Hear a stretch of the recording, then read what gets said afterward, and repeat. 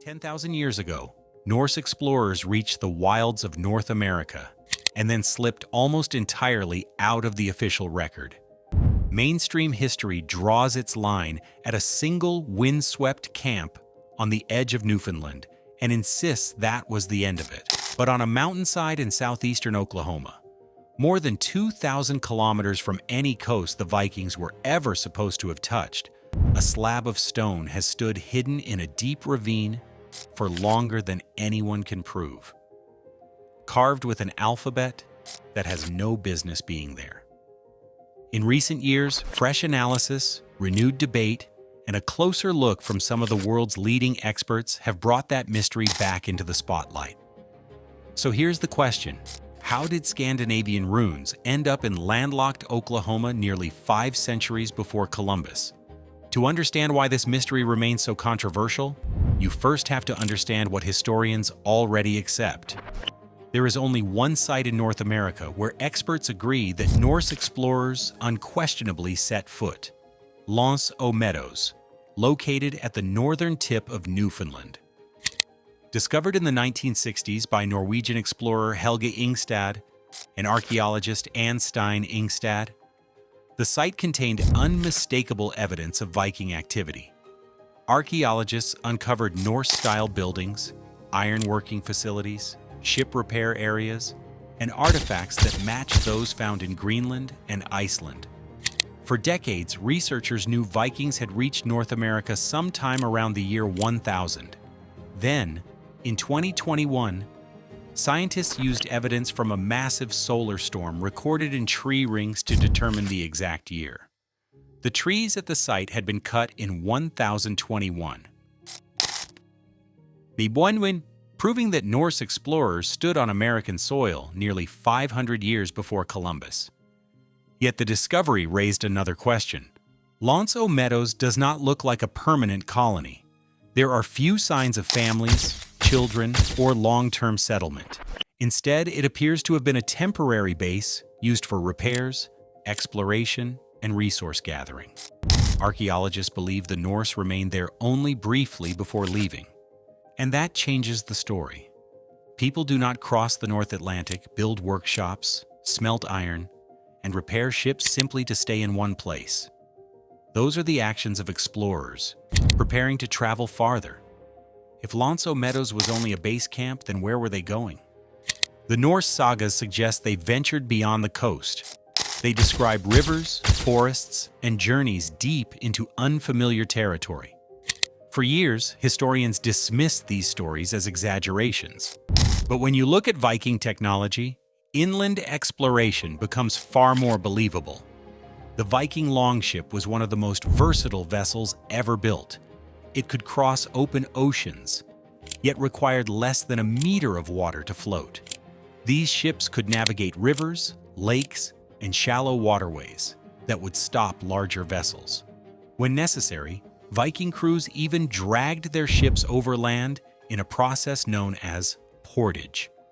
This was not unusual for them. Viking traders and warriors regularly traveled thousands of kilometers through the river systems of Eastern Europe, linking the Baltic and Black Seas. Exploring inland waterways was part of their culture. That capability has inspired one of the most controversial theories in American archaeology. According to supporters of the Oklahoma mystery, a Viking expedition may have sailed south along the Atlantic coast, entered the Gulf of Mexico, and traveled up the Mississippi River. From there, they could have entered the Arkansas River system and eventually reached southeastern Oklahoma. Every major section of the proposed route consists of navigable waterways. The theory is physically possible, but there is a problem. Most historians do not believe it happened. If Norse explorers had reached the southern plains and mountains of Oklahoma, they would have encountered landscapes completely different from anything described in the sagas. Yet no surviving Norse record mentions such a journey.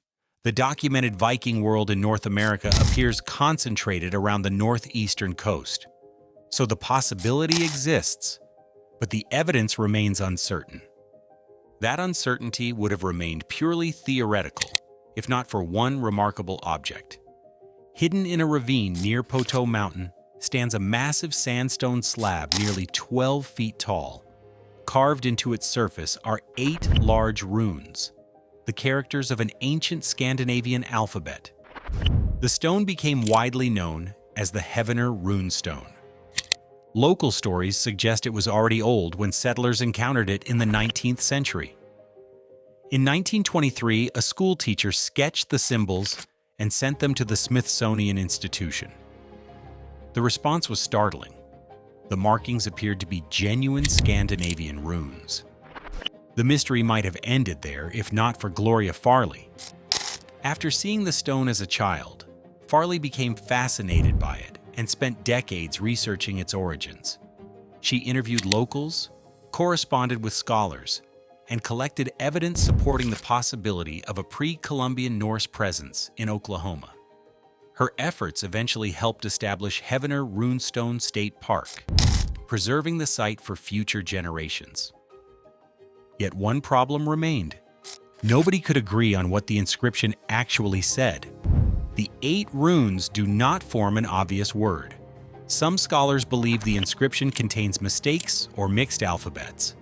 Others argue the symbols were carved by someone who only partially understood runic writing. One interpretation suggests the inscription reads something similar to Nome Valley, or a Scandinavian surname. If true, the carving may have been created by a 19th century immigrant rather than a Viking explorer. Another interpretation, proposed by researcher Richard Nielsen, reads the inscription as Glome's Valley. In this version, Glome is a personal name, and the stone functions as a territorial marker left by a Norse explorer claiming the land. Then came the most controversial theory of all. Cryptanalyst Alf Monge argued that the runes were not letters, they were numbers. According to his analysis, the inscription encoded a specific date, November 11th, 1012. If correct, the stone would represent a Viking record carved nearly 5 centuries before Columbus reached the Americas. The problem is that each interpretation tells a completely different story. One points to a modern immigrant, one points to a medieval explorer, one points to a coded Viking calendar, and the stone itself refuses to reveal which explanation is correct. The mystery deepened when other runic stones began appearing across Oklahoma. A smaller stone discovered near Poteau seemed to contain similar markings. Another surfaced near Shawnee. Additional reports emerged from several locations across the state. To believers, these discoveries suggested a pattern rather than a coincidence. Even more intriguing, many of the stones appeared near rivers connected to the Arkansas River system. Supporters argued that the distribution resembled the route a Viking expedition might have followed while traveling inland. But skeptics saw something entirely different. Several experts concluded that some of the newer stones were likely copies of the original Heavener inscription. Others noted that settlements established by Scandinavian immigrants also clustered near waterways. What appeared to be evidence of a Viking journey could simply reflect where later settlers happened to live. Then the debate reached its most important stage. What did professional runologists think? In 2015, one of the world's leading experts on runic inscriptions, Henrik Williams of Uppsala University, traveled to Oklahoma to examine the stone personally. His opinion carried enormous weight. Williams admired the monument itself and considered it one of the most impressive runestones he had ever seen. Yet after studying it closely, he concluded that it was probably modern. His reasoning was straightforward. The inscription lacks grammatical features expected in authentic medieval Norse writing. The layout differs from traditional Viking runestones. Most importantly, there are no comparable runic monuments scattered across the route. A Viking expedition would have followed from Scandinavia to Oklahoma. To Williams, the stone looked more like the work of a later enthusiast than a medieval explorer. Other researchers reached similar conclusions. Archaeologists found no Viking settlements, tools, weapons, graves, or workshops anywhere near the site. Unlike Los Meadows, which produced overwhelming archaeological evidence, Oklahoma has yielded only carved stones. And that is the heart of the mystery. The believers have intriguing clues. The skeptics have the absence of supporting evidence. One side sees traces of an extraordinary expedition hidden in plain sight. The other sees a fascinating modern creation that has accumulated a century of speculation.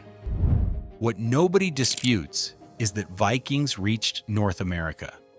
What remains uncertain is how far they traveled once they got there.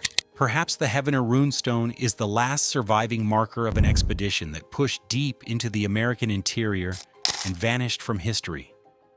Or perhaps it is the work of a much later hand, carved by someone inspired by Scandinavian heritage and mistaken for something ancient. For now, the stone remains exactly where it has stood for generations, silent, weathered, and unresolved. No Viking camp has been discovered nearby. No forge, no grave, no artifact capable of ending the debate once and for all. Only 8 runes carved into stone. And until new evidence emerges from the forests, rivers, and red earth of Oklahoma, those 8 runes will continue asking the same question they have asked for more than a century. Did the Vikings really make it this far?